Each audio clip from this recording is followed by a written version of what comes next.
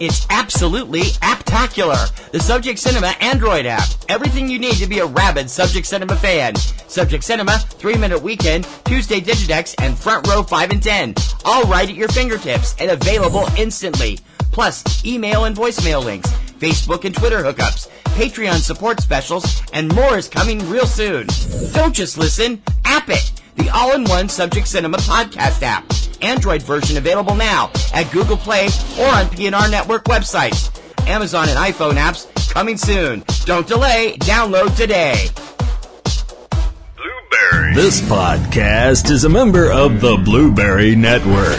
Blueberry. No E's. That's Blueberry, BLUBRRY.com. Blueberry.com. This podcast is a proud member of the Lamb Podcasting Network. Find the network at largeassmovieblogs.com.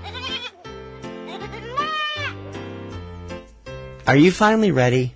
I'm ready. I know, you're going to have to be careful because I don't want you breaking your ankles. You said you always had trouble skating when you were younger. I'm fine. Sure after seeing this movie, you've been obsessed with this? I'm fine. I'm absolutely fine. You're sure? I'm fine. Okay.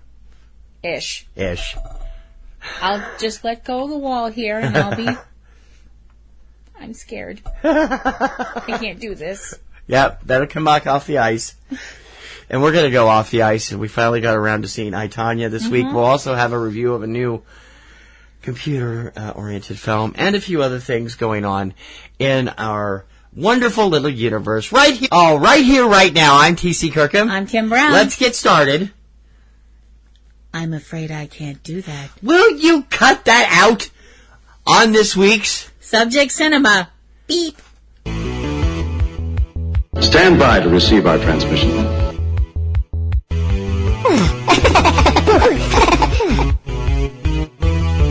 This town needs an enema.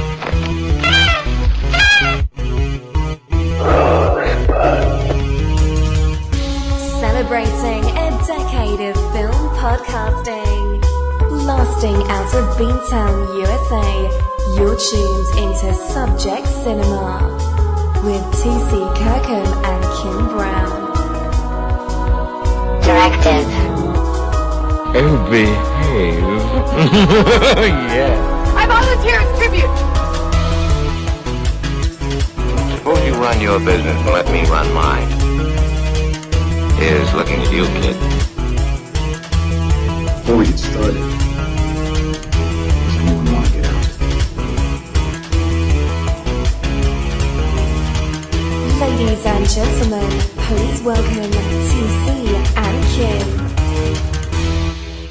You didn't see this movie. From the sound of it, it's probably a good idea that I don't see this movie. No kidding. No, crying out loud. Welcome to the festivities, folks. This is Subject Cinema. I'm T.C. Kirkham. I am Kim Brown. It's tax day in the U.S., April 15th, 2018. Yes.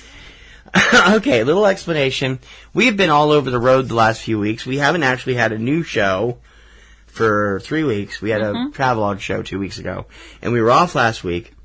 Because we were just resetting everything, getting everything back in after, because I've been going crazy with the Boston Springs and Festival stuff, and then I decided, hey, Eurovision's coming up. We'll talk more about that. Because you don't have enough projects, you decided to put another project on. So, to put it bluntly, we've been both pooped, and then because of something, all the stuff going on at work, we've had this new computer system at work, which is driving us crazy. And then last week, my neck started to act up on Wednesday. I managed to push through work on Thursday, but and I got jostled on the train coming home. By the time I got home, I was in screaming pain and on my pain meds. And my pain meds basically like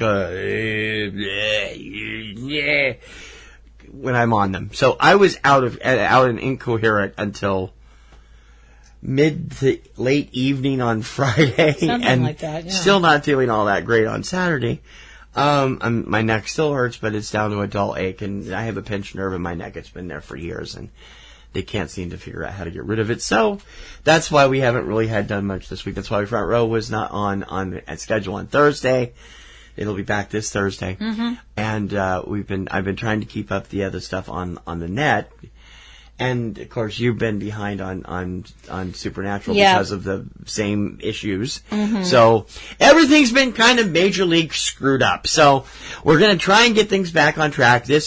We'll be back on Saturday next week on Subject Cinema, but we're doing it on Sunday because we've just going to try and get it up. I don't need to ask how your week was because I just said everything. Yeah, right you there. pretty much did. We saw Tonya finally, and we'll have a review of that later on. I also have a review of a new movie called Do You Trust This Computer? ? Which is where the HAL reference was from. Yep. And we'll talk a little bit about Eurovision too. But first off, let's dig into all of the news stories going on surrounding Netflix and the Cannes Film Festival.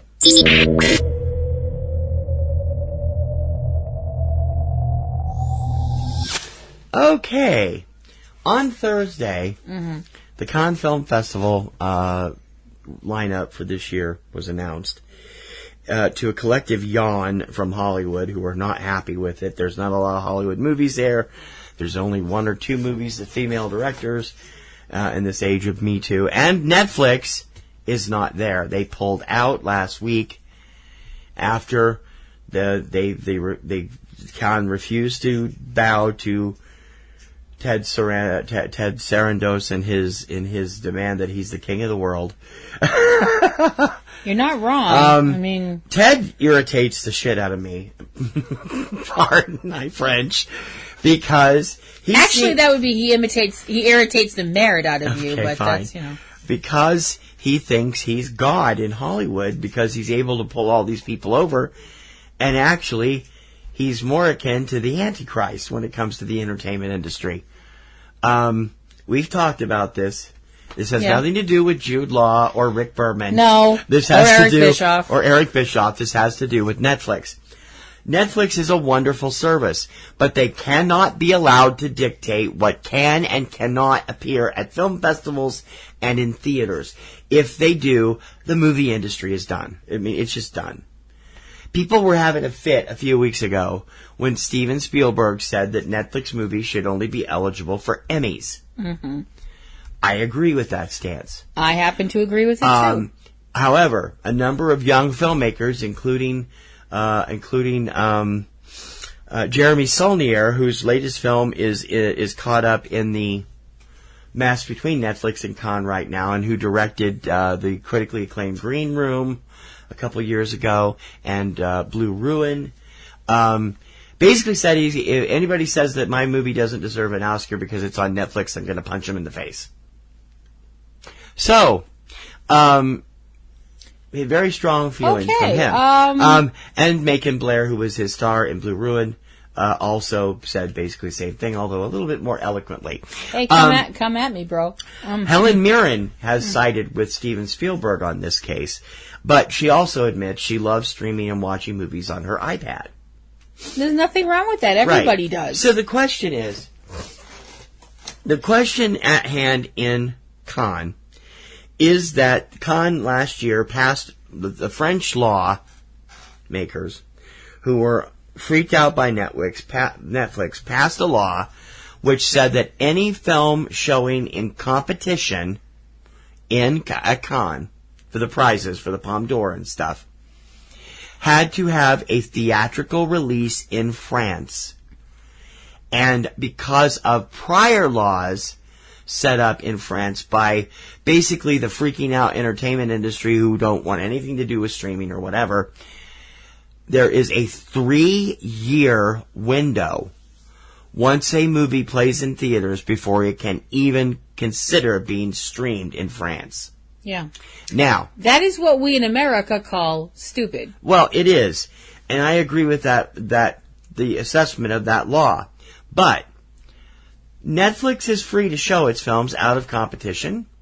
Most of their films were going to be shown out of competition this year, including Jeremy Saulnier's new movie, Guillermo del Toro's new movie, or is it Inarritu's new movie? One of their new movies that was actually shot in Mexico. The new movie from Paul Greengrass, And the two films that Orson Welles was involved with, the finally finished final film from Welles, The Other Side of the Wind, which was finished by his friend Peter Bogdanovich, and a documentary about Welles called They'll Love Me When I'm Dead.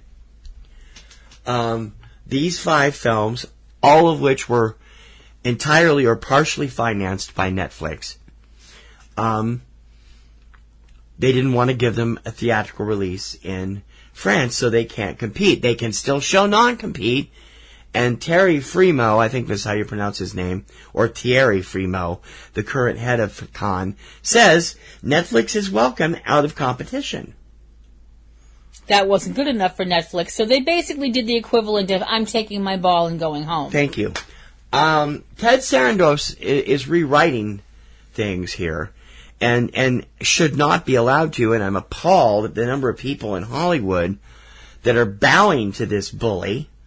He's basically stepped into Harvey Weinstein's shoes when it comes to bullying filmmakers, bullying film festivals, into getting his way. Yeah, we'd like to bring up, we're comparing him to Harvey Weinstein in only in business. that respect. Business practices, not the unseemly crap. He's just being a jerk professionally, right. Never mind personally. We're talking strictly for the film industry. That's called CYA, children. Now, the sad thing is, Hollywood is gathering around Sarandos. Well, they want to work.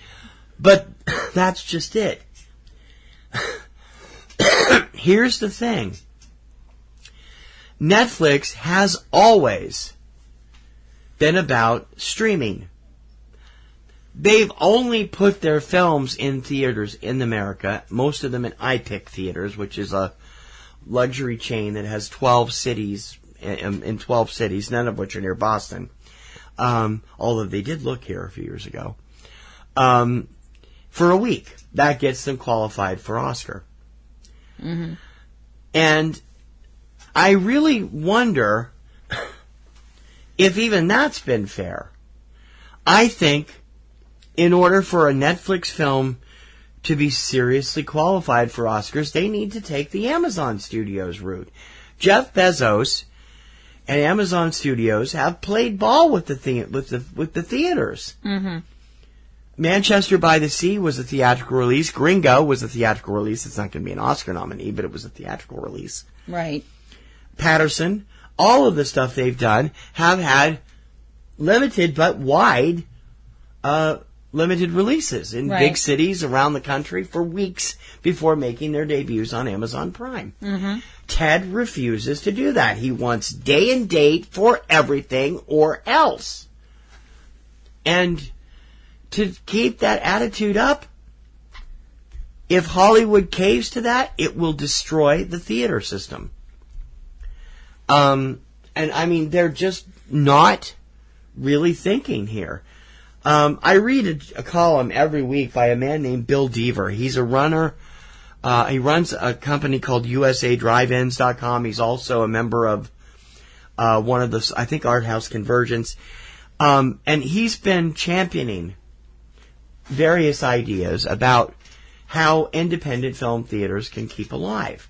We have a lot of good indie theaters in the Boston area. We're very lucky that way. We are, including the Coolidge Corner Theater in Brookline, the Rattle Theater, which is more of a repertory theater because they do run first-run stuff, but they mostly run repertory stuff in Cambridge.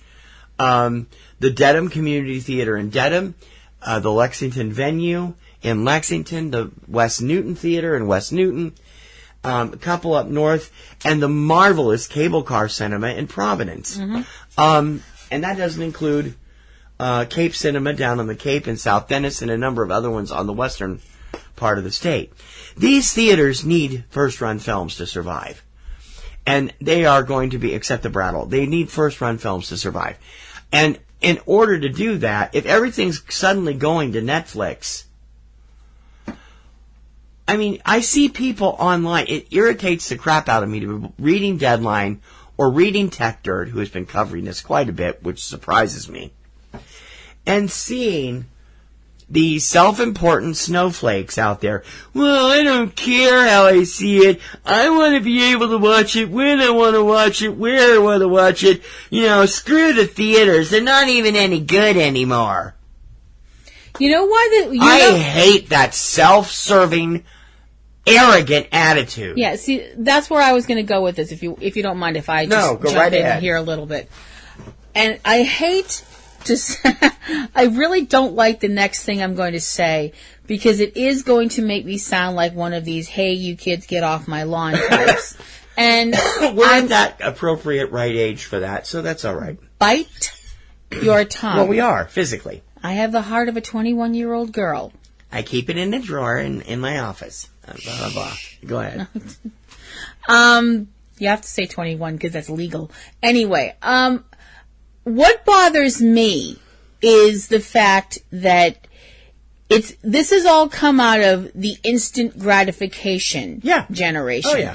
I want it now. I want it the way I want it, and I want it right now. And if I don't get it, I'm going to throw a fit. Now, that's acceptable, sort of, when you're 5. By the time you're 25, 3. well, 3. Tops. Okay, 3. 3. Yeah, if I tried that at 5, I would have got a smack upside the head. But when you're 20-something, shut up.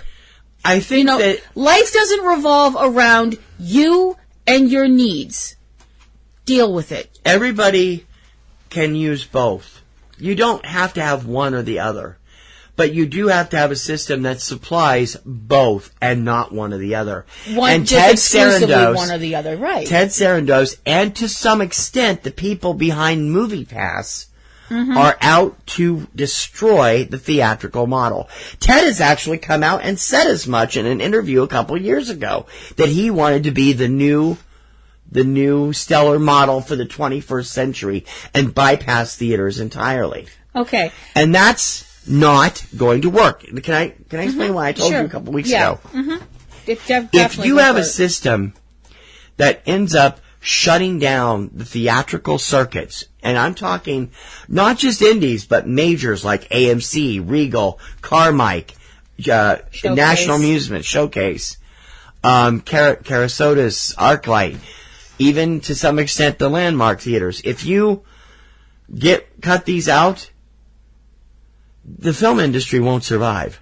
No. The reason is more people are aware of films that air in theaters than air on Netflix. Now, Ted was out there last week, praising, how he was buying films up from Sundance and helping to finance other movies, from other festivals.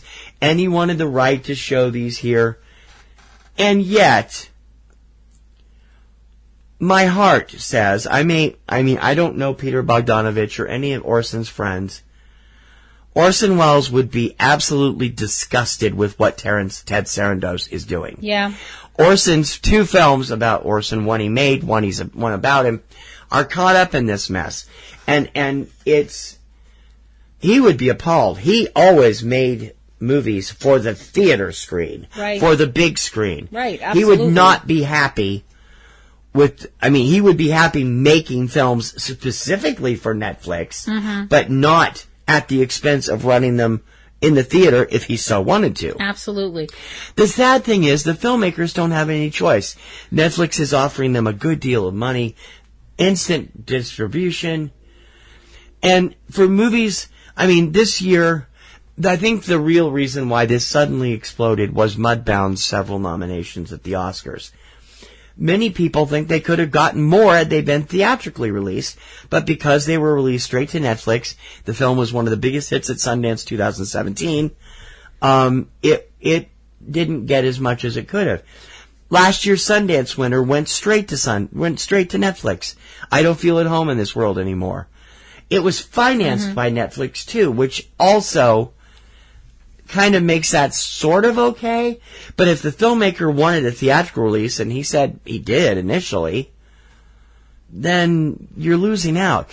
And I'm not saying this to punish Netflix, but the last time I looked, Netflix doesn't air on big screens. It airs on home televisions. Right. I mean, that's the whole point of Netflix. Which makes it a television subscription service and therefore ineligible for Academy Awards. Mm-hmm. That is what the Emmys are for. You know? Which is what Steven Spielberg said, and all the people are like, oh, he's so outdated. It shouldn't be about the distribution. It should be about the quality. No, it needs to be about both of them. Yeah. Because if Netflix becomes the dominant force, the movie industry will collapse. The reason why you're going to see these theater chains collapsing, hundreds of thousands of jobs. You're going to see the people who work in the studio distribution areas and publicity and marketing losing their jobs, tens of thousands of jobs. It's going to tank the Hollywood economy if Netflix gets its way. Yeah. And can I bring up something else? And they just don't get it. Can I bring up, well, it's because so many people don't look at the long-term effects of things anymore. Everything is about my needs, my wants, and what I want right now. And life doesn't work that way. You have to look at what's beyond the end of your driveway and look at the rest of the world and how it's going to affect your choices and things like that are going to affect the rest of the world. Mm-hmm. Because, newsflash, the world and what goes on in it is going to be around much longer than you. Well, that's just it. Ted wants to change the world in Netflix's image, but the theater operators obviously don't want that. Despite what's happening with this generation, the millennials, 70% of whom, 33% of whom don't believe the world is round, according to a poll that came out last week. These millennials want to have what they want when they want it, where they want it, on their TV, on their phone, on their laptop, on their pad. But the majority of Americans, and I think the majority of Europeans also, would rather have a really nice cinema and a huge screen to watch these films on. Okay. I don't want to watch a first-run Transformers movie. Period. Well, I don't want to watch them anyway. I was going to say, period. I don't want to watch a first-run Transformers movie on my Samsung smartphone. Mm-hmm. It's just not the same. Yeah. I don't want to watch a film like one of the Lord of the Rings trilogy on my phone. Or on my iPad, or whatever. I want to see that on a big screen. Although we have to admit, we do watch it when it's on TNT. We do. Because we have a pretty big TV, and we're lucky that we do. Yeah, we do. We have a large screen TV, but what I was going to jump back in and say is all these people who are like, well, I don't want to go to the theater, blah, blah, blah, and all this stuff. You know why you don't want to go to the theater? Because of a-holes like you. You SOBs that can't shut off your phone, that can't shut up, that, you know. There are those of us who enjoy the theatrical experience. Yes, absolutely. And people like us are the ones that frequent the independent film outlets, like the Coolidge Corner, like the Brattle, because we understand. It's a simple fact of the matter is that all these people who are bitching and moaning and whining about, oh, I don't want to go to the theater anymore, blah, blah, blah, because and they don't want to admit it, but the reason they don't want to go to the theater anymore is because they're surrounded by people like them who won't shut off their cell phones, who talk during the film, who talk on their cell phone during the film, who won't shut up and won't have decent common courtesy. You want to sit at home and be a slob watching a film? Fine, you sit at home and be a slug. Some of us would like to go out and actually have a nice time away from home, for the evening. The theater chains have invested billions of dollars in renovations and innovations in the last decade and a half. Since the year 2000, most cinemas that are now built new are being built with stadium seating. A lot of them have been renovated that way. Yep. Our showcase was built with stadium seating in 1998, and it is a great place to see a film. It's one of the few multiplexes I actually like. Yeah, and they have really comfortable seats. They've put new seating in. The recliners in a couple of years ago. They have the glorious X Plus screen, which is equal to a Regal RPX or a Dolby Atmos. They have Dolby Atmos in there now. They make it an experience. Yeah. You can't have that experience in a home theater or on your TV, even if you have every little tricked out possibility in your theater, unless you're building unless you're rich enough to build an actual theater in your home, which isn't happening for a lot of people. You're not getting that experience. No. And even if you do, even if you do have a home theater in your house, if you're that blessed that you're lucky enough to have that kind of money. I'd love to have that kind of money in that kind of house where I could put a home theater in with like 36 seats for our friends. Personally, I think if you have that kind of money, you should use it to help other people, but nobody asked me. Well, yes, but you can spend some on yourself too. Yes, that's true. Okay. That's true.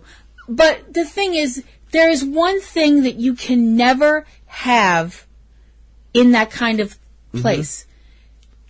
The experience of watching a film with an audience, an actual audience, not just you and a couple of your buddies, but a whole room full of people that you've never met before, but you're all drawn together by a common... That's your key. You know, the home, which you've never met before. Right. A lot of home theaters have seats for 24, 36 people if they're rich enough.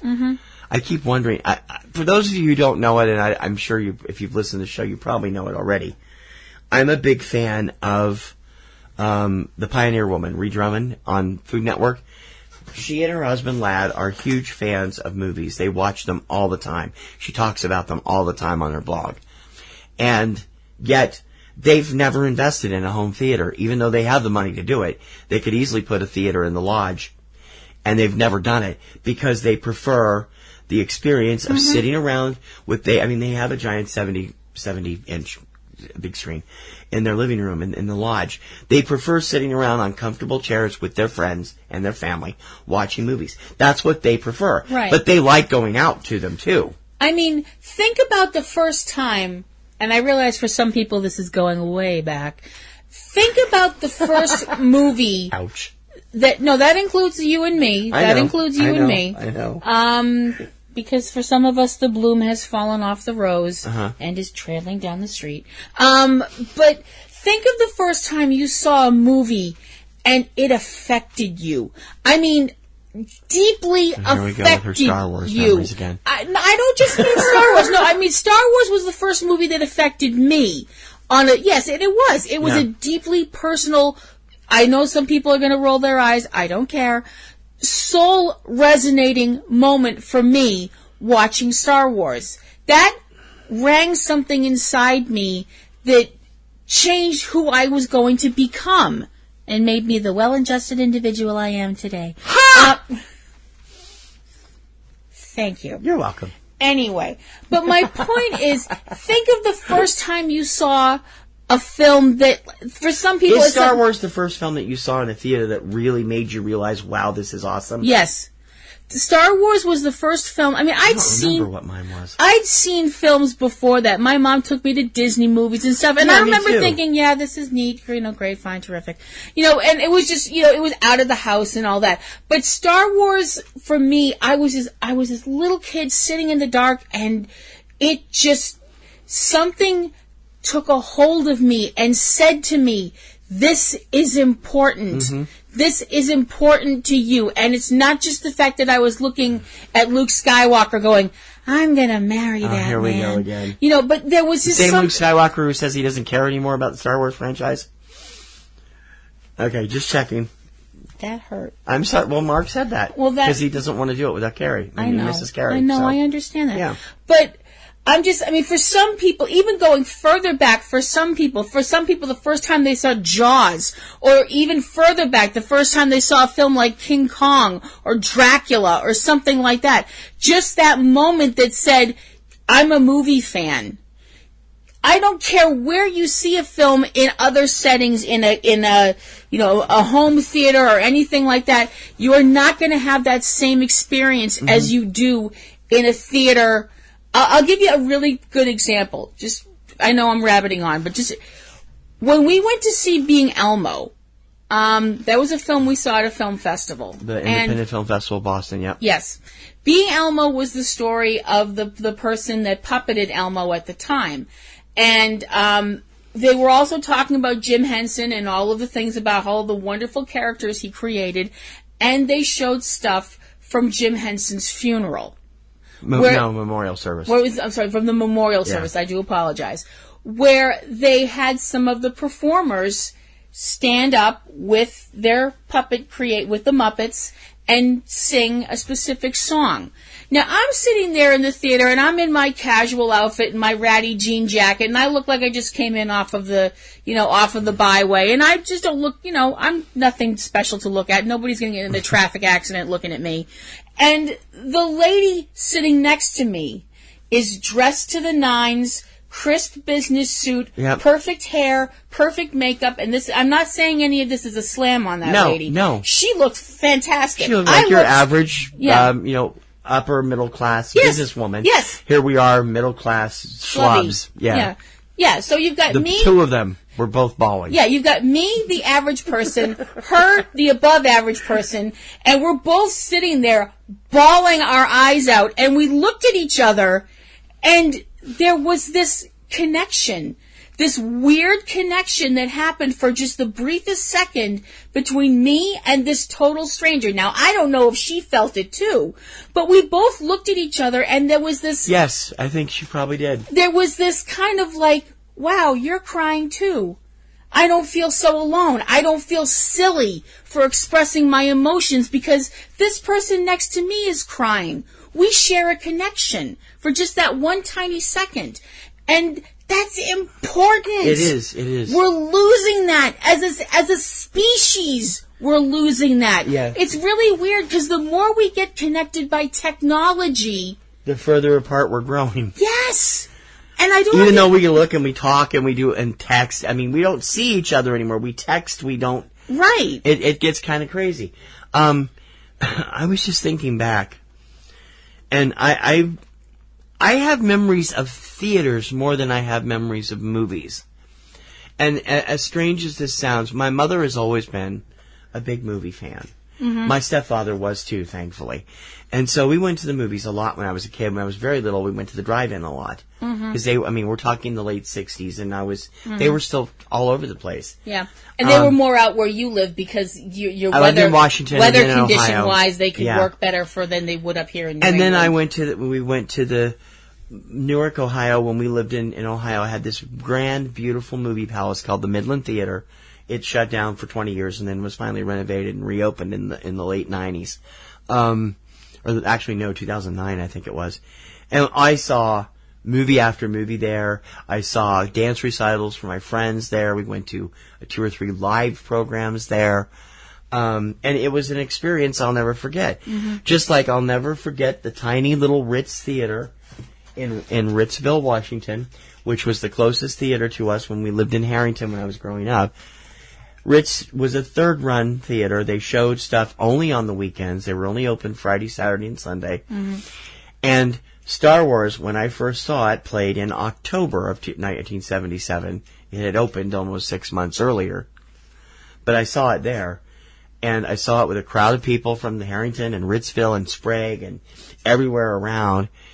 And I'll never forget the theater was, it wasn't in the best of shape. They've moved since then. They have a new building, but they're still in operation. But that building had just a little tiny lobby with a snack bar, and then you go in. There's a couple of cracks on the side, where the plaster's falling off on the side wall. Mm-hmm. But every week you go in there, and even though it was late, you'd get a trailer for the movie coming the following week, a cartoon featuring either Chilly Willy or Woody Woodpecker, and then your feature. Mm-hmm. And that was 1977, which is well after most theaters stopped running cartoons. Mm-hmm. And it was glorious. Yeah. And I loved.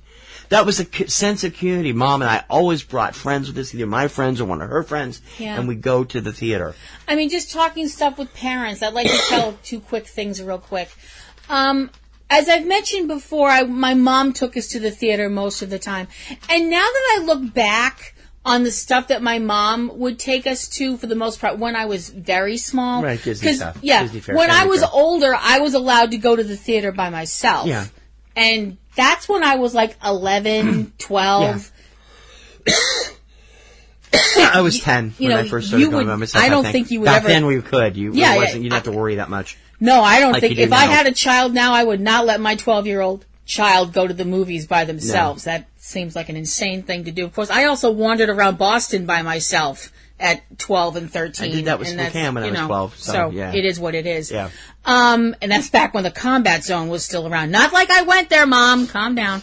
Well, you did. You went through the combat zone to get to Baker's Place. Yeah, when I was a teenager. Right. But you were still young, awfully young to do that. Well, yeah. But it's funny, now that I look back on it, I'm kind of wondering if my mom took me to more of the Disney stuff because she wanted to see it too, and she was trying to share something from her childhood. Possibly. I mean, like, I'm talking classic the stuff. Old stuff, yeah, like Snow White that's the way and my all mother that was. stuff. I was not really enamored with all the early Disney classics, but we went to see them. The really strange thing is the one Disney film I remember with my mom, besides Fantasia, which I remember Fantasia very clearly, specifically the end stuff, the Night on Bald Mountain stuff, because everybody around me is freaking out, and I'm just sitting there going, wow.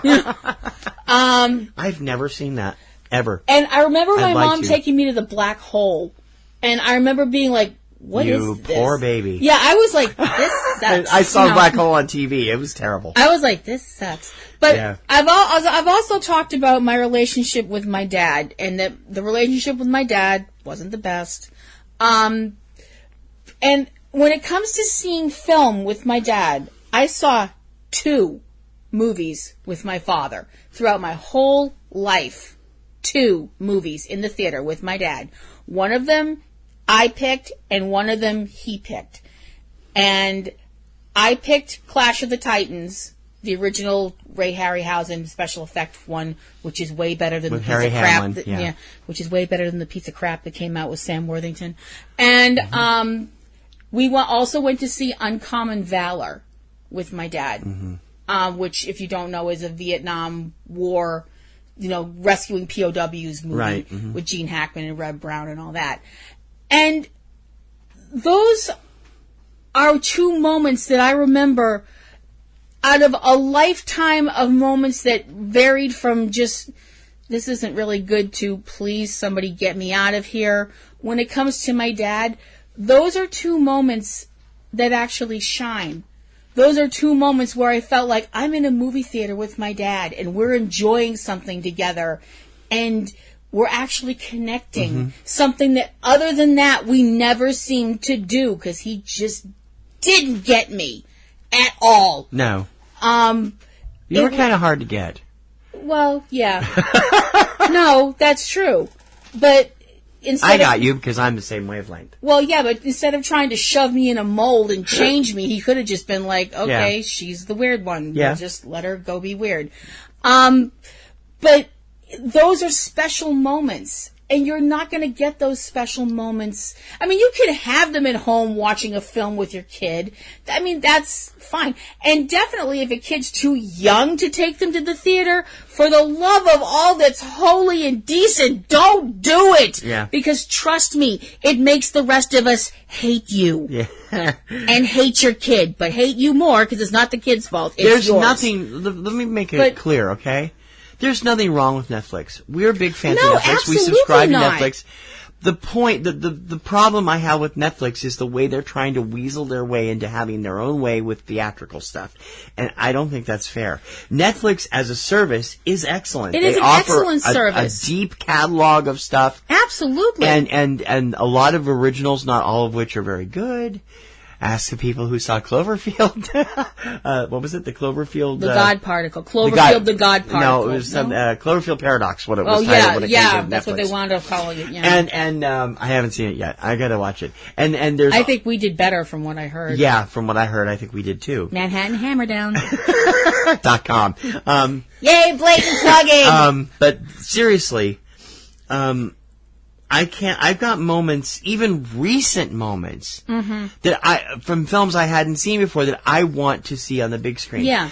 Seeing All Is Lost on the big screen with Robert Redford in one of the finest performances of his entire career. Definitely. Was exquisite. It was on the big secondary screen at the Coolidge, and it was wonderful.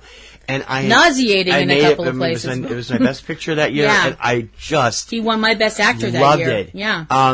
And you get little moments from little films when you see them. Yeah. I mean, you can see them from the way that do you remember how we both gasped when we first saw Curse the Golden Flower as the camera panned up the hallway and the gown kept changing color? Yeah, the gown, the walls, that was a showcase. Everything, yeah. And then I wouldn't have, and this is purely self-serving because I am such a huge fan of his now, but the moment when in Little Men where Jake has his breakdown, I wouldn't have wanted to see that for the first time on television if I could have seen it on the big screen. Yeah. Because Theo Taplitz is such a brilliant young actor and just really starting to take off, thank you. Absolutely. And seeing that on the big screen was an amazing performance. And I mean, you can see amazing performances on Netflix. If you don't... You totally can. We've seen some of the current movies. I mean, we're not going to lie. We get screeners for films. We watch them on the TV. Yeah. Usually for indie films that don't play around here or that play around here so short time we can't get to them. Right. And festival films. We never saw a street cat named Bob in the theater. No. I would have loved to. I would have loved to, except for the fact that I would have bawled. We saw that on a screener, and it was absolutely phenomenal. Certain people in the room, stares at you, have brought up the fact that I am not a pretty crier. And, there's... I would love to have cell phone footage of March of the Penguins. Thank you. Yes, fine. We'll videotape Kim's emotional trauma. Well, thanks a lot. That was another experience I had in the theater. Yeah. When I went to see Happy Feet by myself the second time.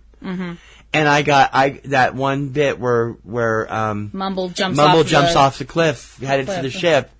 I started crying. This little girl in front of me looked back at me and turned to her mom. "Mommy, that man is crying." I'm like, "Yeah." Did the mom say anything? She smiled. Oh, told her to that's all right, dear. See, that's nice. She didn't understand what I was seeing. What you were feeling. And, well, it's all subject, like Astro Boy. Yeah. Astro Boy, we both got upset, and you still to this day say I didn't like the film. I did. I gave it an A-. All right. Near the end of it, there's this gut-wrenching scene. We both had tears in our eyes, but couldn't really enjoy it because one of the little girls behind us, and let's face it, it's a kids' movie, was screaming. She was so upset. Yeah. Kind of like the footage we saw from Entertainment Tonight of the parents trying to console themselves, their kids, at the end of Odd Life of Timothy Green, another film we both completely lost it at. But so it's like, okay. Film, I mean, we both, I want to bring up another film real quick at another film festival, ironically. We both love the documentary Euro Dreams of Sushi. And we didn't see that at a film festival. Didn't we? No, we went in to see it when it came to Coolidge. We knew about it from when it was at Sundance. I thought we saw it at a film festival. Oh, okay, no. I'm sorry, I take it back. But we did see it at the theater on the big screen. Does the food the semi-big screen? Yeah, the semi-big screen. Coolidge's smaller theater. The smaller. Yeah. Well, that was fine for that kind of a film. Yeah, and there's seats for 60 people in there, and it was damn near full. We almost drowned anyway because we were like awash in drool, or at least I was. And it was raining. A film that good is going to look good on your average screen at home. Yeah. But to see that food on the big screen, it was torture. But it was good torture. There's nothing like seeing, especially, I got to say this, especially about documentaries. There's nothing like seeing a documentary, a really good one, that hits you in the gut or that makes you laugh or punches the right button than you do when you see it with a theater. I mean, that's what makes film festivals. Yeah. We had a moment, again, going back to food movies, The Search for General Show from Ian Chaney, one of the most brilliant documentary people out there. Hi, Ian. He's from Massachusetts, and we love him. He doesn't even mention it. He does shots. He went all over the country researching Chinese food and Chinese restaurants. And one quick shot of a place owned by a couple of Jewish Chinese people who named their restaurant Genghis Cohen. The audience cracked up. And, I mean, the whole place cracked up. You laughed for at least 3 solid minutes. Genghis Cohen? Yeah. And I'm like, oh my gosh, that's so funny. And you share that. Like, Like the moment in Wallace and Gromit, The Curse of the Were-Rabbit, when we first saw that on opening night. We saw that at AMC, Boston Common. I was still sick from having my dental operation that week, too. And yet, that one moment near the end of the movie, Philip's purse comes up, the entire audience lost it, and you can't get that at home. No, can't. You cannot get that experience. Even watching great bad films, as we've done, like Birdemic and The Room and all these other films we've watched for Masochistic March, are so much better when you share them with Riff Tracks Live. Yes. They really are. And, I mean, I'll never forget Stacy's reaction to The Room. I'm kind of surprised she's still speaking to us. We'd seen it on DVD at that point, and to see The Room with a crowd of people, it's an amazing experience. She kept looking it over at us like, what have you, I'm gonna kill the both of you. It was just that kind of a look like. And Birdemic. She came with us to Birdemic, too. And was on the floor. But so it's like, you have that experience. I want to bring up something really recent just to close this out. Because this is something. Yeah, this is running long, I thought. Sorry. This is really proof of how much the movie-going experience brings you together as people. Uh-huh. When we went up to Salem this year, to the Salem Film Fest, awesome festival. Always awesome. One of the films that they showed is a film called The War in Between. And I won't go into the whole film. You told this story on the show last time. It really stretches into this. Yeah. There's the basic story of the film is these people that run an organization to help veterans suffering from PTSD, and they're working with wolves who have also suffered from PTSD because thanks humanity, there is a moment at the end of the film where a title card flashes on the screen, and the statistic on that card was so horrible that I started to cry. Softly and then louder as it went on. And the next card came up, and that made it even worse. Yeah. And now people are leaving the theater. Rolled. Yeah, and then the credits rolled. Now people are leaving the theater, and I can't stop crying because I can't get those words out of my head. And I'm just sitting there. I'm not wailing, beating my breast, gnashing my teeth kind of crying. And it wasn't really even loud. It wasn't loud. It was just very obvious that you were upset by the statistics. All of a sudden, my eyes were squeezed shut, crying. And all of a sudden, I felt this very gentle tap on my arm, on my shoulder. And I was on the aisle seat. And I opened my eyes, and this sweet elderly lady was smiling down at me, and she just patted my shoulder, and moved on. And that made me feel so much better. It was a real experience. Salem is that way.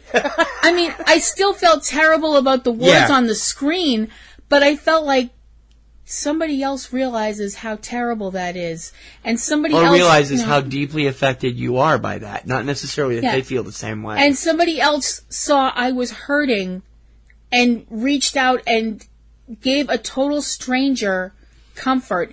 And when you see all the crap on the news and online about how America's so divided and everybody hates each other and isn't it terrible and blah, blah, blah, and you have a little moment like that in a movie theater, you start thinking, maybe stuff's not as bad. Well, I don't know if I go that far. Maybe we're not as far gone as some people would like to make us all think we are. So the bottom line is that I think that it's important. We love Netflix, but act like grown-ups. Netflix needs to play ball, and they're not, and they refuse to, and it's not working. And Orson Welles' daughter came out the other day and said, please take the movies to Netflix out of competition. We don't care if they're in competition. I think he's making a mistake, and I have a feeling that before a con actually happens in 3 weeks, we will see at least 2 or 3 of the films that weren't there, what were pulled, will be there. I think that Ted needs to come to the realization that the majority of film consumers, not business people, want to see quality films on the big screen, not on the little screen. There's nothing that says you can't release a film in theaters, follow the same tenets that Amazon Films has been following, and give it a month before premiering it on Netflix. You don't have to put out a lot of money for that. You don't have to do, marketing beyond what beyond what Amazon has done. Mm-hmm. And it will give people a chance that want to see it in the theater. Yeah. I mean, they've got a lot of good stuff coming out this year. There's really no need to make this into another us versus them. No, exactly. But Sarandos is absolutely adamant on ruling the movie industry, and he's upset that he didn't get picked for the Oscar board last year. Haven't we had enough of us versus them? Yep. I know I have. Yep. Support Netflix in their streaming efforts. But let them know that you want to see Netflix films on the big screen. Mm-hmm. You can tweet them at Netflix. You can tweet them. You can write to them. You can tell them that. Let them know that it's important to you, the viewer, the listener, that it's important to get a good overall experience from a film in a theater, and that you'll support Netflix when they bring stuff to the small screen, but you still want the opportunity on the big screen. Yep. And you want a bigger and better opportunity on the big screen. Stop fighting with the industry. Stop fighting the way things are, because it's really only 30% of the people that are doing the whole we want it now, right now, right now. Mm-hmm. 70% of people still want to see movies in movie theaters. Right. And that's important. We have to remember that without theaters, that communal experience is going to go away. And we don't want to let that happen. Nope. Let us know what you think on this subject. Please write us at subjectcinema@PNRNetworks.com. T.C. Kirkham and Kim Brown. Subject Cinema.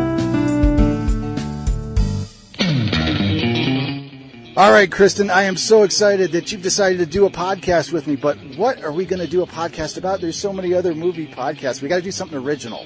Well, I'm a big fan of Disney movies. What about something like that? That's just kid stuff. What do we want to do that for? Did you know that The Avengers is a Disney movie? Or that Pulp Fiction is a Disney movie? Pulp Fiction is not a Disney movie. It's technically owned by Miramax, which is part of Disney. We are still going to talk about the Disney animated movies, though, right? I thought you said that was kid stuff. Well, I've got 2 kids. I got to be a good dad and stuff. So be sure to subscribe to the Walt Sent Me podcast, where we discuss the various subsidiaries of the Walt Disney Studios, including the animated movies. It's available on iTunes, Podomatic, and wherever you find great podcasts. And I swear, it's not kid stuff. The best movies! Subject Cinema! The haters always say, Tonya, tell the truth. There's no such thing as truth. Everyone has their own truth. I was the best figure skater in the world at one point in time. You call that a clean skate? Stop talking to her. That girl is your enemy. Who's that? This is one of those films that you have to wonder exactly whether or not the fourth wall actually exists. Because this movie makes a real big deal out of not just breaking the fourth wall, but the fifth wall, the sixth wall, the seventh wall, and every other wall up through the 32nd wall. It is the comedy biopic of one of the most notorious female athletes of the 1990s, who is about to make a comeback on Dancing with the Stars, if you haven't heard. Margot Robbie, Sebastian Stan, and Academy Award winner Allison Janney in the story of skater Tonya Harding. I, Tonya, give us the rundown. I, Tonya is looking back on the life of Tonya Harding, one of the most infamous women of the 1990s, which I realize for some people was a very long time Didn't I ago. just say all that? Yeah. But she brings up a very good point in the film that America needs someone to love, but America also needs someone to hate. The story of Tonya Harding begins in the 1970s in Portland, Oregon. When she was 3 years old, she was already skating, and skating well. The issue was the fact that Tonya, like a lot of people who are, talented, usually have parents that either don't care, don't encourage it, or encourage it too much. And then you have her mother, LaVonna. Now, I say mother in the fact that She gave birth to her. LaVonna gave birth to Tonya Harding. LaVonna is about as much of a mother as a rock. Actually, I think a rock would show more compassion. Seriously. This kid would have been better off raised in a wolf pack. Her mother is physically abusive. She's emotionally abusive. She is a monster. She is an absolute monster. And because of the emotional battering that Tonya has dealt with all of her life, she winds up, unfortunately, like a lot of people who are abused as children, making poor romantic choices as she goes on in life. And her poor romantic choice du jour happens to be this guy named Jeff Gillooly, a rather weaselly-looking individual with a porn stash and a vibe that would have had me grabbing my daughter and running for the nearest exit. Although LaVonna does think he's a loser from the beginning, takes one to know one, but Tonya doesn't listen, even though her relationship with Jeff is fraught with physical and emotional abuse on both sides of things. Although one could probably argue that anything Tonya did back to this dickbag would have been self-defense. Although the thing with the gun is a bit much. Even I will go far enough to say you don't shoot at people. Which the fourth wall says never happened. Anyway. Well, which Tonya addressing the camera after she tried to shoot him, that never happened. And, okay then. The film moves on through Tonya's rise as a skater, but the problem is Tonya is not the little cookie-cutter ice princess that the skating community wants representing them. Tonya, gasp clutch pearls, is her own person.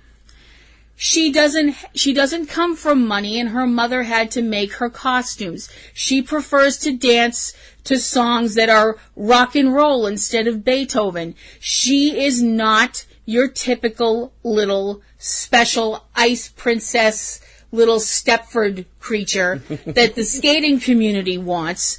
And for that reason, and the fact that she speaks her mind, and she's a little rough around the edges, they give her low scores when she's obviously a better skater than some of these other people who treat her like dirt as well because they're a bunch of prissy little skinny bitches. I'm sorry, that was a personal aside. Sorry. The thing is, as much as the rest of the world seems to be content to try and grind her into the ground, Tonya keeps fighting and scrapping and manages to make it to the point where she could be part of the Olympic team. And she winds up in these higher circles of skaters, including a very talented young woman named Nancy Kerrigan, who Tonya insists she was friends with, although the media tends to portray them as rivals because, let's face it, they are kind of polar opposites. Nancy is the skating community's wet dream. She's their idea of the perfect figure to head up the Olympic skating team for the United States. She's the women's version of the 90s that Brian Boitano was in the 1980s for the men's. Yeah. Although she's actually... No, I'm not going to say that. That's really bitchy. I'm going to leave that one alone. Nancy is... She's everything that Tonya isn't and the skating community wants her to succeed more than it wants Tonya. And as it turns out, when Tonya gets a death threat, the person that one of Jeff's friends, although I don't know how this guy is his friend, a guy named Sean Eckhart, who seems to think that he is some kind of Made man, James Bond, Jason Bourne kind of special black ops. No, he doesn't. He's thoroughly a mobster. He thinks of himself as a mobster. Yeah. But he says that he's done all these black ops missions all over the world and all this stuff like that. When, really? You would take one look at this guy and know that everything coming out of his mouth was a lie. A big, fat lie. But Sean is convinced that he can fix things so that Nancy will be out of the way. And what follows is... 3 different versions of the same story. Yeah. And the whole thing got played out all over the world. Now, you have to understand, when this film... When most of the things that happened in this film came out, the whole tabloid TV, 24-hour news thing was just getting started, really. And this is the stuff that really got it started. Mm-hmm. Because it just snowballs into this... I can't call it a comedy of errors, because seriously, it's not funny. I mean, it's not funny. It really isn't. The attack on Nancy Kerrigan, which everybody saw, the whole, she was struck by this assailant with a baton in her knee, the whole why me, why anybody thing, and the fact that this all got put back to the attackers pointed to Sean, who pointed to Jeff, who pointed to Tonya, and then the whole thing came crashing down, mostly damaging someone who may not have had very much to do with it at all, at least according to her. Because nothing's ever her fault. Well, you notice that? Yeah, with Margot Robbie as Tonya Harding, McKenna Grace as young Tonya Harding, and Maisie Smith playing age 4 Tonya Harding. Sebastian Stan as Jeff Gillooly, Allison Janney as Lavana Golden, her mother. Julianne Nicholson as Diane Rawlinson, her coach. Caitlin Carver in a brief appearance as Nancy Kerrigan. Bojana Novakovic as Dodie, one of Harding's earlier coaches. Paul Walter Hauser as Sean Eckhart. Bobby Cannavale as Martin Maddox, a reporter for Hard Copy. Dan Trefanilu as Bob Rawlinson, Diane's lawyer husband. And Ricky Russert as Shane Stant, the man that banged Nancy Kerrigan's knee. The film was an Oscar favorite. It got several nominations, and Allison Janney won for Best Supporting Actress for this film. Mm-hmm. So, what did you think? Okay, you mentioned earlier that how this film basically detonates the fourth wall. You are not wrong. It's told in a documentary/mockumentary style, but like we mentioned, it does kind of take barrels of C4 and snuggle them right up against the fourth wall, light a fuse, and run off. It is definitely a case of Jamie wants big boom. Yeah. No kidding. I have to say one thing, and this is completely on a different side note sort of a deal. I want to really commend the makeup and costume people who did such a great job of making Sebastian Stan as physically unattractive as possible. Because Sebastian Stan is hot. Let's clarify that. You like Sebastian Stan with the Bucky long hair. He normally doesn't have long hair, and you've never been attracted to him without the long hair. No. That's not fair. Gosh, you make me sound so shallow. I'm sorry when the shoe fits. Especially when it comes to guys. Hit somebody in the knee with it. Yeah. No, they already did that. It didn't work. All right. Okay. That's really not sensitive. I think he's a very handsome dude. Sebastian, if you're out there, call me. He is a very handsome dude. But that's what I mean. But he normally doesn't have long hair. He normally has short hair. I know he normally has short hair. I know that. But he's also got a banging hot body usually. Okay, fine. And he's got a really handsome face. And everything else. No, I haven't stared a lot at trailers for Avengers Infinity War. Why would you ask? Okay. But anyway, jumping to actually getting into the film. Obviously, living in New England in the 90s, Nancy Kerrigan is from the Boston area. She's from Stoneham. When this happened, holy sweet baby seals, did everybody go nuts. I mean, the news media up here went into freaking overdrive. When it happened, everybody lost their minds. Yeah. It was a complete, oh my gosh, what's happening? What's happening? Well, yeah, Nancy's hometown heroine. Of course they're going to do that. Everybody flipped the fork out. When the whole thing started to unravel and we started seeing all the whole sordidness of the whole thing, instantly, I can't speak to any other part of the country, and I won't even try, but up here, don't you think the media up here went after Tonya with a savagery like I haven't seen in I don't know how long? Oh, sure. They ripped her apart. Yeah, they did. You know, it was all her fault. She was this scheming bitch. It was all her idea. You know, she's trailer trash, blah, blah, blah, blah, blah, blah. Right. It just, I mean, they made her sound like she ate babies for breakfast or something. It was horrible. It was character assassination. Yeah, it was. I watched this film and I mean, I do take notes when I watch films, and one thing that I wrote down that I look back on it now and I'm like, this film would be funny.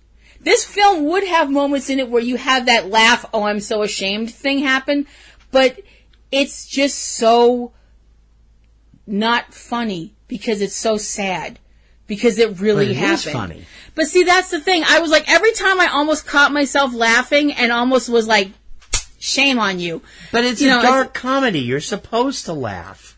I laughed my ass off at this movie. I laughed, but I felt really bad. I felt really bad. I mean, that might be a Catholic thing. We're pre-programmed to always feel guilty, but it's, you know... You don't feel guilty nearly as much as you should for a Catholic. Shut up. Oh, you don't. Shut it. Anyway,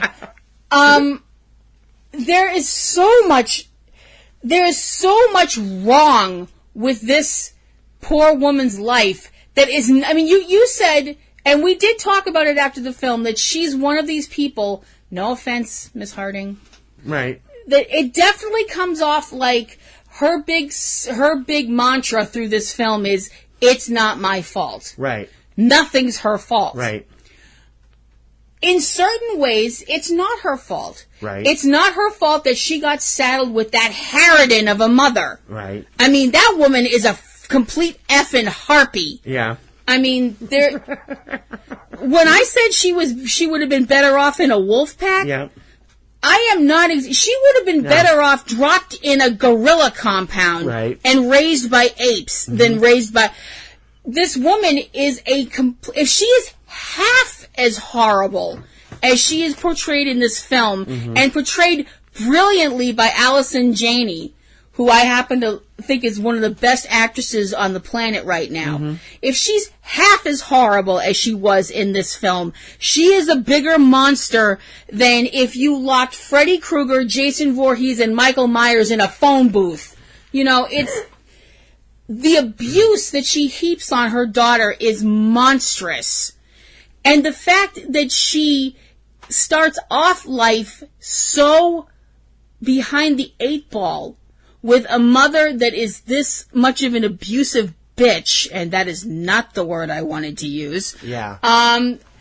Her father winds up leaving her mother and doesn't take her, which is another example of male abandonment that she's had to deal with her whole life. Yeah. The biggest problem with Tonya Harding, with this, as far as this film says, in my opinion, she fought the patriarchy and the patriarchy won. Yeah.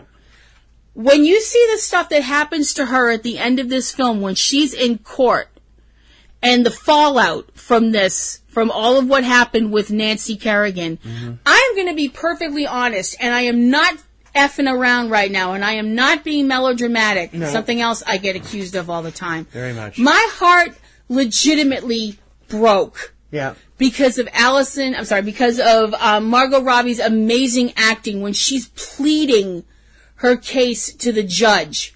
My heart broke because it's so moving and so incredibly sad. Because I'll be perfectly honest, I walked away from this movie feeling like she got effed over by the judicial system. For serious. Yeah. For serious. She never laid a hand on anybody, and she got charged the most. Yeah. And that's not right. Yeah. That is not right. And they kept her from doing the one thing she loved, and that's not right. What about you? What about me? What did you think of the movie? I love the movie. Yeah. The movie's awesome. It's funny as hell, and Margot Robbie and Sebastian Stan are terrific. And toxic. And toxic, but terrific. I don't have the problem with Sebastian that you had. I don't look at that. I look at the performance, not the outer shell of the person. He was awesome. In other words, Kim, look with your eyes, not with your libido for once. No, he was wonderful as an actor. Yeah. He was you spent very little time talking about the actors. You were talking about Tonya's situation. So I'm just going to go back into that for a minute. No, I'm sorry. There's a lot of here. I've always thought that Tonya got the shaft by the authorities and by the whole situation. I find her to be a very forthright and very funny lady, and when she's been on TV, she was a regular on World's Dumbest for 3 or 4 seasons, and also is now, like I said, getting ready to do Dancing with the Stars, and I will laugh my ass off if she finishes higher than Nancy did when she was on 2 years ago. The movie itself is so outrageous. You know, most of it has to be true. Yeah. I love the way it shifts ideas and the fourth wall breaks where it says this didn't happen, this never happened, this isn't even close to happening.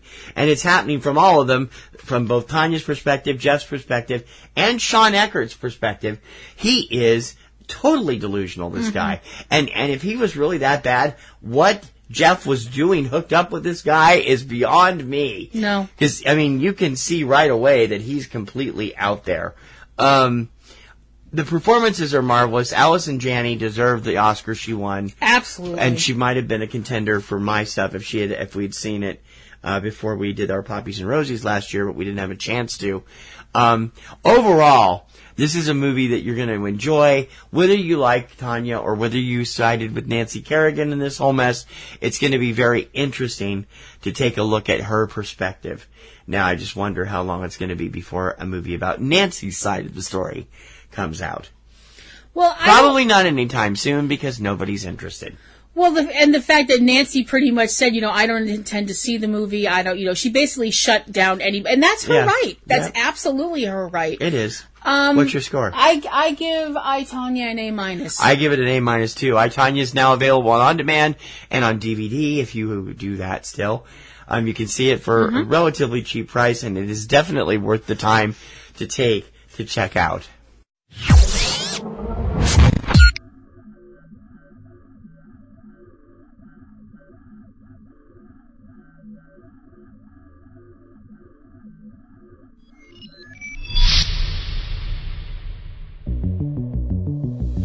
I use computers literally for everything. Oh my God, I trust my computer so much. As a society, we're increasingly surrounded by machine intelligence. These technologies are going to fundamentally change our society. We're able to make ourselves smarter, and we'll be better at solving problems. We don't have to age. The medical application is profound. People say it's the future, but it's not the future, it's the present. How could a smarter machine... Colossus. HAL. The computer from War Games. What do all these things have in common? Well, they're all computers. They're all computers that were built by people to help people, to service people, to be people's companions and, assistance and all that kind of thing. And in all 3 cases, something went horribly, horribly, horribly wrong. But that's fiction, Kim, you say. That can never happen in real life, you say. Want to bet?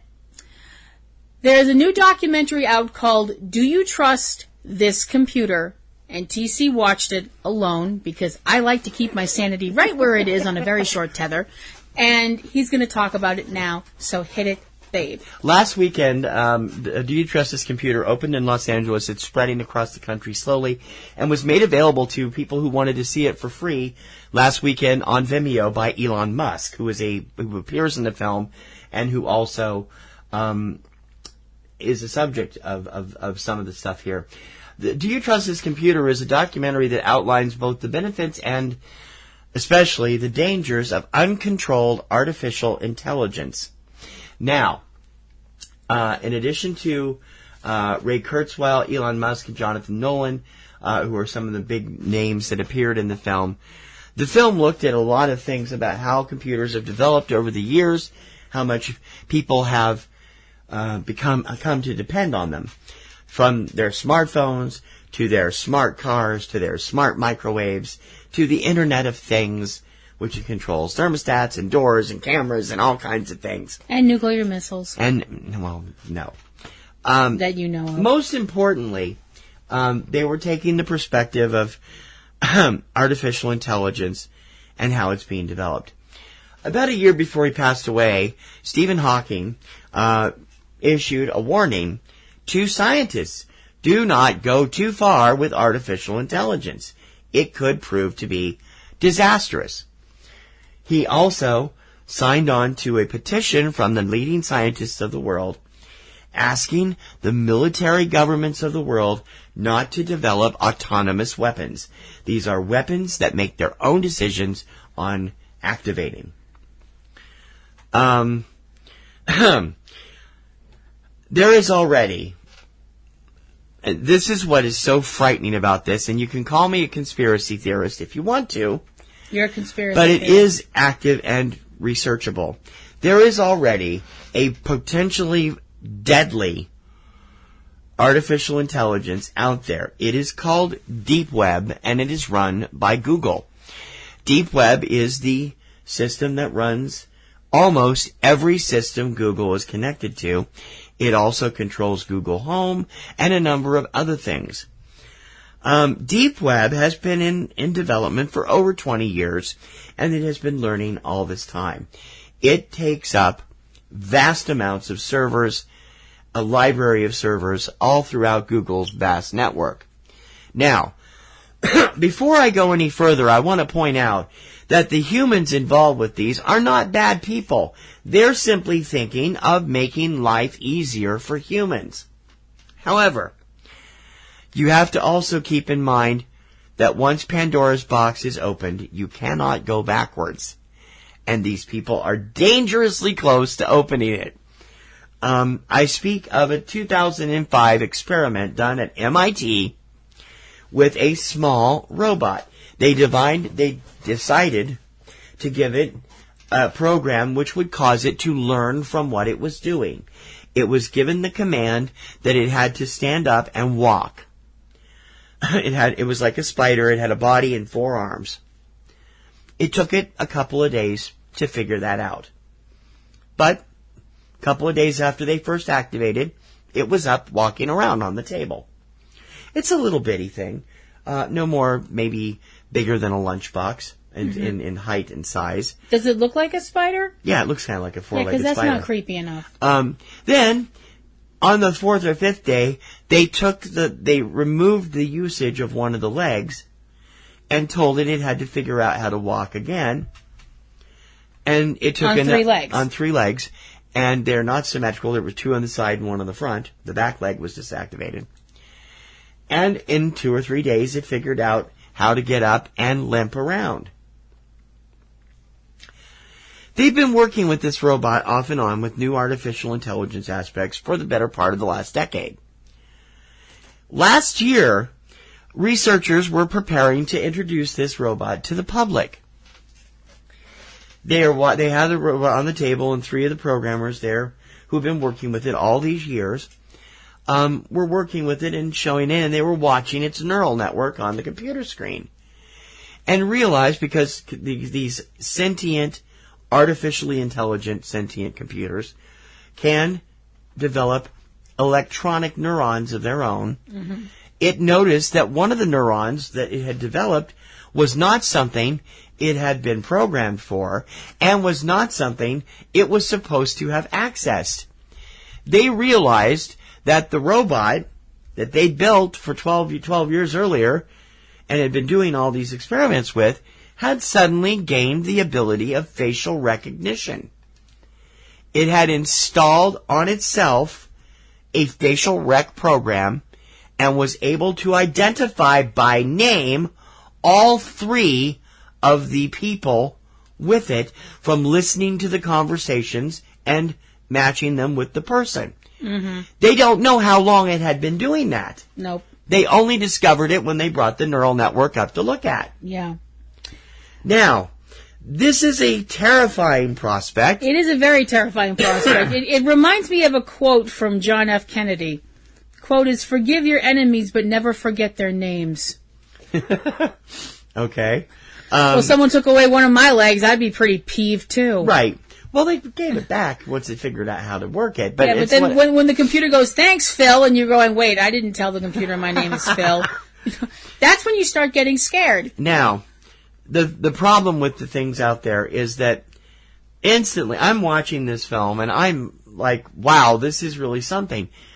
I've always been a bit nervous about artificial intelligence because, well, science fiction has taught us to be wary of artificial intelligence. The movies that Kim brought up at the beginning, HAL from 2001, Colossus from Colossus, the Forbin Project. Yeah, did I ever thank you for showing me that movie? Yeah, thanks, babe. The computer and war games. Yep. And in more recent movies like Skynet in the Terminator series. Or Ultron. Or Ultron to some extent. He's actually, well, yeah, I guess he would be.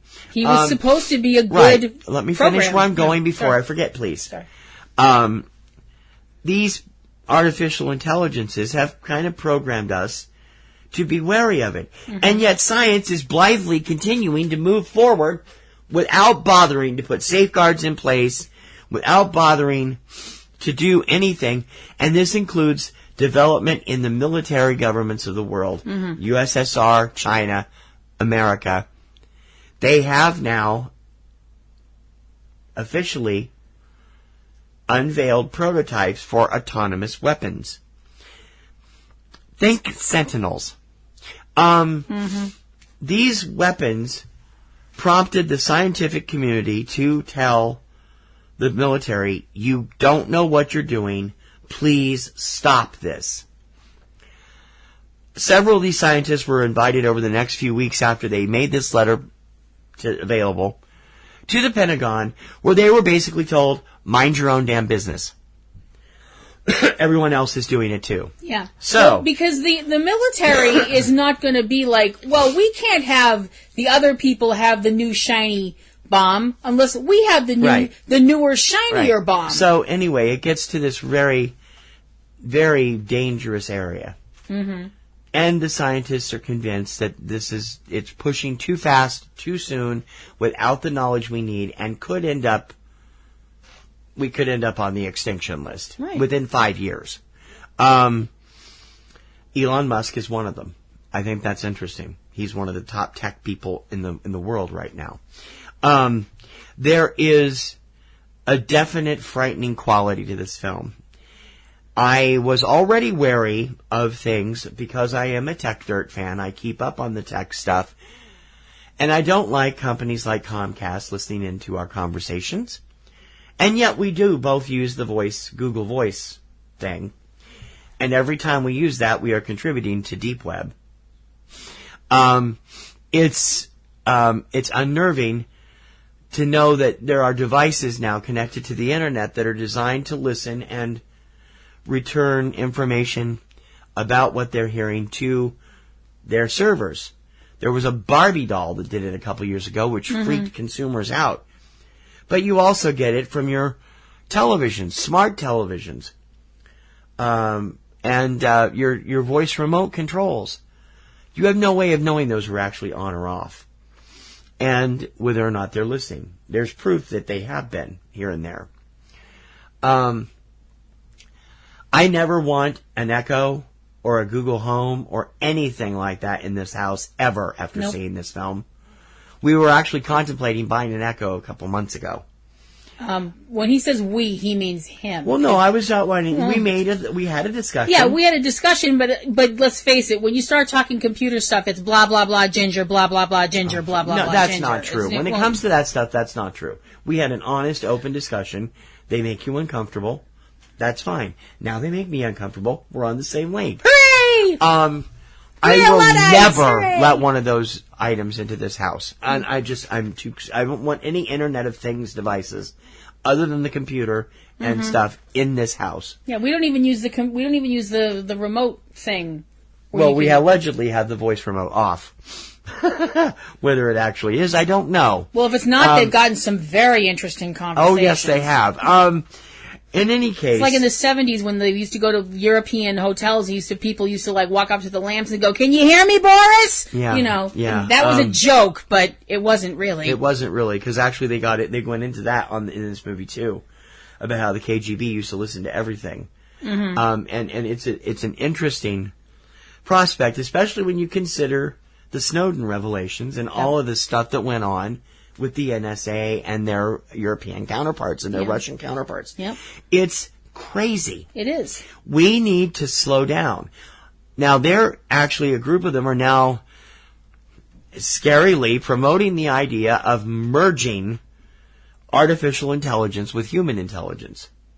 Let me finish, please. No, that's why I'm raising my hand. I know.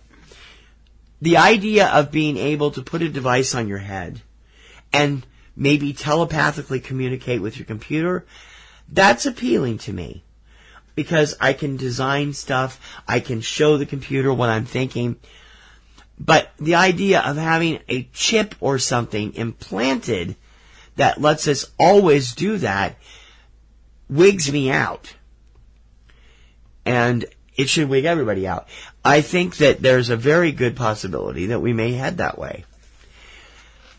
We are headed for a world where the remote possibility where Colossus or Skynet could happen in our lifetime. This is not a good thing. They would be fine in that aspect if the computers were designed to only control and get rid of weaponry. I could go for something along those lines. But having and being in your life, every aspect of your life with cameras and sounding things and everything, no. I don't mind the idea of being able to telepathically talk to a computer. I think that's kind of neat, and I hope that does come to be. Because, like I said, we can show off, we can make our own movies. It comes very close to what they were doing in the Congress a couple years ago with the digitized systems. Mm-hmm. For those of you who have never seen the animated film 9, you should. 9 is what will happen if we allow autonomous weapons to actually exist. And it will happen with frightening speed. Mm-hmm. I'm normally not a paranoid, schizophrenic, conspiracy theory person. But I am of the opinion that we need to slow down on artificial intelligence. We need to slow down on weapons developments that are autonomous. I don't mind some robots, although robots are cutting more and more jobs all the time, and it's causing problems overseas in factories. But I think we can learn and use and benefit from artificial intelligence if we use it properly. The problem is the human competitive vibe doesn't know when to say, let's stop here and see what happens. Mm-hmm. It's like, nope, gotta step over the line. Whoopsie. Why are there guns pointed at me? Ah! Ugh. Yeah. You know. Okay, can I say a couple of things real quick? Real quick, because you haven't seen the film. No, I haven't seen the film. But the whole idea of connecting up with a computer, mind to mainframe, I have a 3-word sentence. No, I'm sorry. I have a 3-sentence paragraph. Okay. Why that is a bad idea. Okay. I am Locutus of Borg. Resistance is futile. You will be assimilated. Right. Mic drop. Well, yes, that's basically what they're saying. Yeah. But I don't think that pertains to the telepathic thing. I don't trust my own brain. I don't want something else in my brain. No. It wouldn't be able to telepathically communicate with you. You would be able to telepathically communicate with it. Like Samantha and her. Right. If we had an autonomous AI like the AIs in her, I don't have a problem with that. Okay, you and I don't have a problem with that. For use for you or for use for me. Right. Because we are both, you more than me, harmless people. If we had stuff like that, we would be like, great, go nuts. But the thing is, the movie portrayed them as all different artificial intelligence, and eventually they got so big they realized they didn't need humans anymore, and they left. Yeah.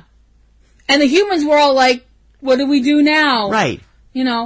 My thing is, that kind of stuff in the hands of people like you or me, that would be neat, because we would just be creating and doing all this fun stuff. Mm-hmm. In the hands of somebody who is a not nice person, that wants to do... It would probably stop them from doing it. That wants to do not nice things? It would probably stop them from doing it. If it's properly programmed. If it's programmed not to, launch missiles, maybe, but what if it's not programmed to not rob a bank? Or not, but you put that into it, is what I'm saying. Yeah, but the criminal laws. I understand that, but nobody put the whole facial recognition in the little spider bot, and it went, "Hey, Phil, how's it going?" I know. I know. So there's that, and that makes me very freaking nervous. Do you trust this computer is in Los Angeles now? It is spreading across the country slowly. Will soon be available on demand. And then the mouse died. And then the mouse died. As a postscript, the second the film ended, and I was watching on our main computer, Kim was watching WrestleMania. Mm-hmm. I was watching it on our main computer. My mouse died. I mean, you want to see me freak out? This is when I freaked out. Because the first thought through my head was, oh my God, have I done something really stupid by watching this film? Now you're on a list somewhere. Well, I've been on a list somewhere. Forever. You and me both, brother. I know. Since 1997. She gets it. It's a WWE thing. Hi, Vince. We're still out here. Watch this movie. This movie is hella important for everyone who cares about life to see. What do you give it? A+. Wow. Must see, and you need to take it seriously. The best movies! Subject Cinema!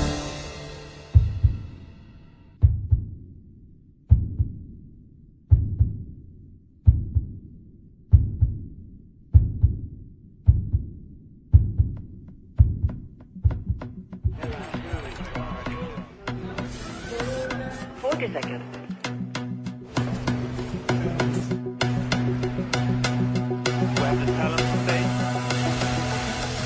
Good evening, Europe!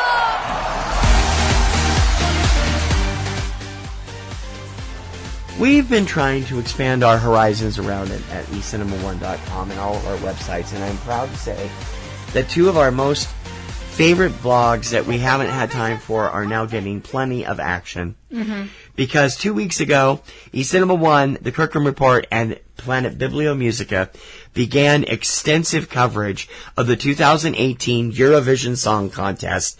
I have become a Eurovision obsessed fan since I started watching it when it first became available here in America in 2016. This contest has been going on for 62 years, and it is an amazing that's one word fest. for it, yeah. Festival du Fromage. Right now, I have been going through a lot of your lists of favorites for this year, and day by day we're doing profiles of each song entered in the contest. Of those songs, 43 of them, 32 will get through to the final on May 10th. There'll be 2 semifinal rounds, and then the 5 big ones go in after that. So 37 total. No, that can't be right. 32 total. So maybe only 27 will get through then, because the big 5 automatically get final slots, plus the previous year's winner, which was Portugal. So they're 3-minute song contests. The prizes go to the songwriters, and it's a fun thing. We snarked it last year, never did get it up on the site. We're going to do it again this year if we can. and this year logo is talking about running the 2 semifinals. They've only run the finals in the past 2 years. So that's something. But I've really enjoyed writing about some of these songs and watching the videos and getting thoroughly Eurovisionized. Kim has not enjoyed it as much as I have, because I've been inflicting her with it also. Kim gets bored. That's, Well, you don't get bored with music, though. No, I don't get bored with music. I do get bored I get frustrated when it's like, and I'm sorry, this is a completely Western thing, or it might just be a me thing, when it's in another language and I have absolutely no idea. I mean, sometimes I love Spanish language music, even though I don't speak the language. But sometimes you can figure out what the song is about from the body language, or you pick out a word here and there. But Eurovision is mostly in English, so what's your excuse? There's only 5 or 6 countries doing. Well, sometimes you get a song that's completely like, what the hell are they singing about? And you can't tell what they're singing about. I haven't gotten to Hungary yet. You can't tell what they're singing about from the way they're dressed, from their body language, and sometimes they have goats and people churning butter on stage, and it's just weird, and I don't get it, and and then you have my whole point in doing this. Then you have this bunch of videos this year. Holy crap! Was to see why Eurovision seems to have little or no effect on the American charts. Back in the 50s and 60s, Eurovision winners, and even some of the stuff that didn't win, that were just runners-up or competitors, regularly hit the American charts. Now, Blue di Pento di Blu, known commonly as Volare, was originally a Eurovision entry from Italy. It finished in 4th place during the first year. It was a monster hit in Italian for its original artist, Domingo Modugno, and also hit again 3 or 4 times in remakes, both in English and in Italian, from people like Dean Martin and Al Martino. And then you had Love is Blue by Paul Mauriat, which was an instrumental version of the French entry in 1967. It was number 1 for 5 weeks. And then there was a block of 3 years in the States, 4 years actually, where Eurovision actually did have some interesting chart fortunes. The runner-up in 1973, a song called Eras 2 by Mocedades, was the only Spanish language hit until Despacito this year to hit the top 10 on the American charts. It hit number 9 in 1973. Then, of course, that block of 3 that were known, although 2 of them were big hits. One of them wasn't really a big hit here, but it was a chart hit. ABBA's Waterloo from 1974, Ding a Dong by T-Chan, which was a minor hit, and Save Your Kisses for Me by Brotherhood of Man was a number 1 hit on the AC chart, all in 76, all in that 3-year period. Since then, only one other hit from Eurovision has had a major impact on the charts, and I didn't even know it was until I started doing this series. I thought Save Your Kisses for Me was the last one. Right. Or Save Your Kisses for Me. Gina G's Ooh Ah Just a Little Bit, which was a number 12 hit in 1996, was the UK's Eurovision entry that year. I didn't know that. And there are several other songs I've found since then and have also been on there. So I've been going through song by song. This year I'm going to be doing some historical stuff. We're going to be doing some YouTube stuff. Eurovision is a lot of fun. If you've never seen it, it's an amazingly cheesy, completely European spectacular. Spectacular too. A spectacular spectacle. You ain't kidding. I believe the word I'm actually going for is spectacle. It's completely... It's that, too. It's completely European, and it's so kitschy, and yet it's fun. We've been finding some of the stuff from the past years, thanks to YouTube, that just blew our mind. There's a duo called Jedward that were the Irish representatives in 2011 and 2012. The weird thing is, not only were they twins with a couple of the worst hairdos in history, they also couldn't sing, couldn't dance, and really had no talent whatsoever. And, my gosh! What? Wow! You honestly think the people from here know them? They've appeared in 3 of the Sharknado movies. You honestly thought they were good?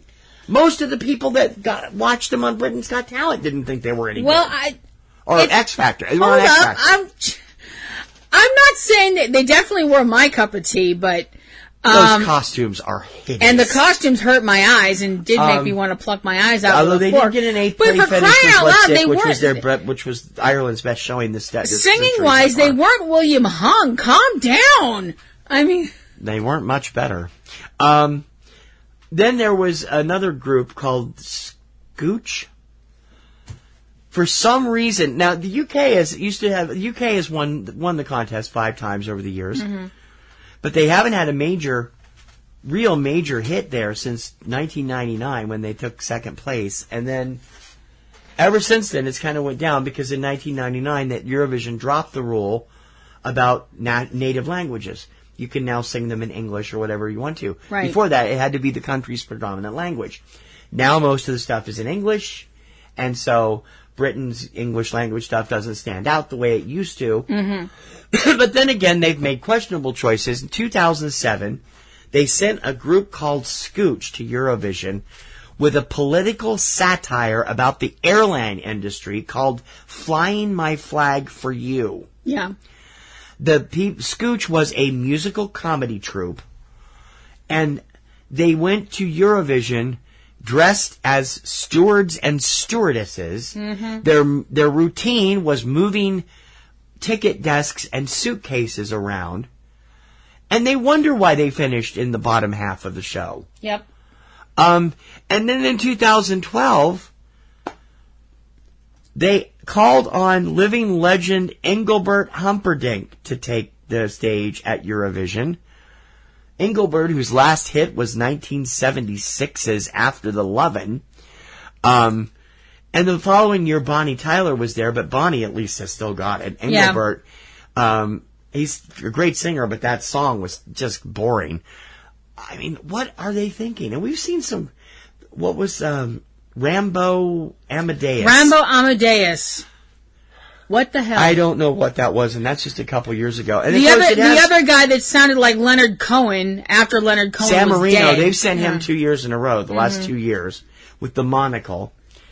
And even though they and that also other band from England. Which other band?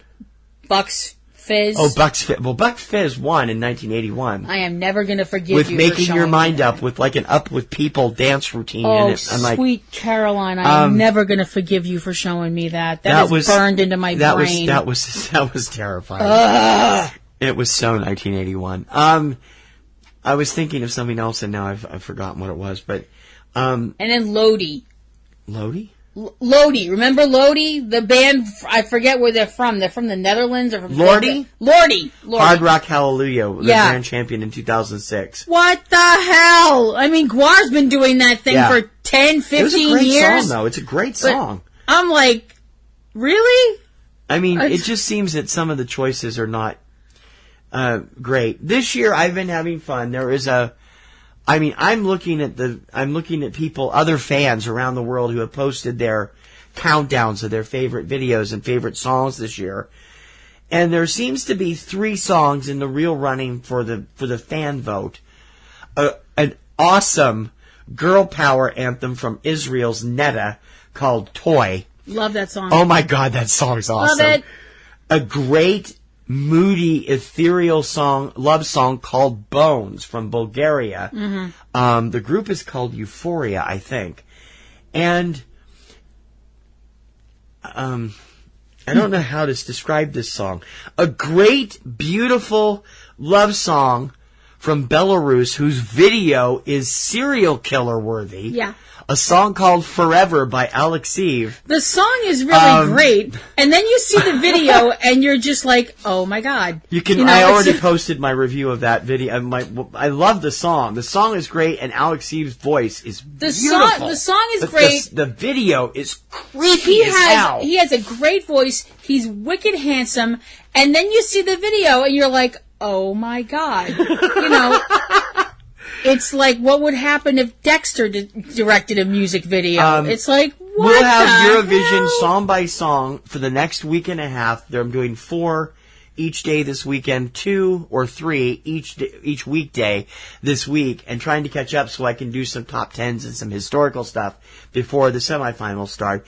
If Logo airs the semifinals, it will air on May 8th and May 10th. The finals air on Logo at 3 p.m. Saturday, May 12th, and we might live snark it. I'm actually thinking about maybe doing a live video stream snark for our Patreon subscribers on Twitch. So we'll see how that goes in the future, but I would love to see, we would have so much fun. We had fun snarking it last week, but we got to get your church schedule first. Yeah.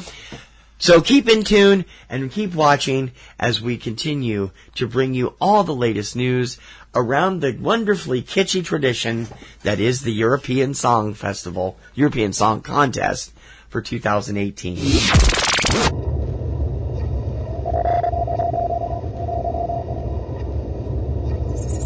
All right, let's get on out of here. We actually are off tomorrow. It's a state holiday, so we're off tomorrow. And we will hopefully get to the show. We have a lot to catch up on. I miss Love, Simon. It's gone. We wanted to see that, so we'll have to wait till later in the summer on demand. And we've got some other topics we want to discuss. The Eurovision stuff's going to continue.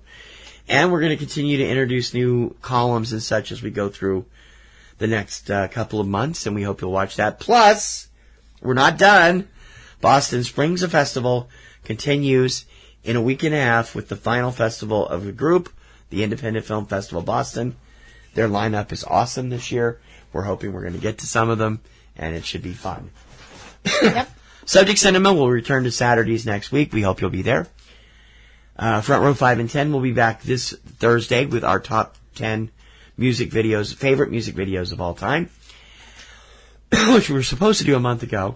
Platinum Rose's Garden returns later today with a triple header. Yeah, I will be back hopefully later today with three reviews for Scooby Natural, The Thing, and Bring 'Em Back Alive, the last 3 episodes of Supernatural. So you can check that out over at PlatinumRosesGarden.com. And you can check out Ring Around the Rosie over at ringaroundtherosie.net. Oh, she went off on WrestleMania last week. It was fun. My wrestling podcast where I reviewed the most recent WrestleMania 34, and also talked about Raw and SmackDown for the week. We have other shows as well. TC has his own solo show called Catastrophe. Vortex will be back tomorrow. I promise I will make time to do it tomorrow, hopefully. And it will be back at catastrophevortex.com. Anthony and Ant and Pee Wee are back with Comic Grotto at comicgrotto.com. They will be taking some time off in the next few weeks because of schedule issues, but hopefully we'll be back shortly. And Cavebabble with Eric and Valerie Lyon at cavebabble.com. Movies, games, fun things to eat, and more, all from the Missouri perspective at cavebabble.com. And don't forget about our 2 mini-series throughout the week, our mini podcast. Tuesday Digidex with all the home video information for the U.S. on Tuesdays, and 3-Minute Weekend, all the theatrical releases for the week on Fridays. Yep. And as always, as we continue to promote, don't forget to check out PNRNetworks' first ever original production, Manhattan Hammerdown, As It Happened. It is available on our YouTube channel, and I hope, and also at ManhattanHammerdown.com. It's our 10th anniversary tribute to Cloverfield, and we hope that you like it. Please let us know if you see that and what you think of it. Yep. Write to us at subjectcinema at PNRNetworks.com. And don't forget to like, share, and subscribe. Tell everybody you know. And please, guys, I can't stress it enough, and you can probably hear it on this show because there's a horrible buzz from the box. We've got to get new equipment, but we can't do it without some help from you. And please become a Patreon patron. $2 a month is where it starts, and you can go up in increments with greater perks and such. Mm-hmm. And we'd really appreciate it if you could jump on board. We can't get things going if we don't have your help. And after all the time you've listened, we hope that we've at least made you feel that we're worthy of contributing. Yep. So please go over to patreon.com/PNRNetworks or click the Patreon button at the bottom of each post or on our sidebar on every website. Is that it? I think that's it. Let's take a flight out of here.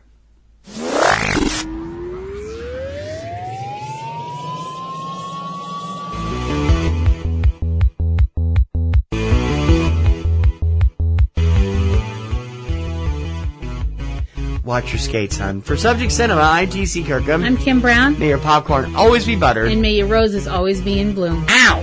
Sorry. You have been listening to Subject Cinema with hosts T.C. Kirkham and Kim Brown. Subject Cinema is produced by PNRNetworks, Boston, Massachusetts, which is solely responsible for its content. Subject Cinema theme performed by Eric Lyon. Subject Cinema is recorded and produced using Sony Vegas products. Subject Cinema is copyright 2017 by PNRNetworks under a Creative Commons license. Check out a new episode of Subject Cinema every weekend. Until next time, this is Bob Taylor for Subject Cinema, and we'll see you at the movies. That's all.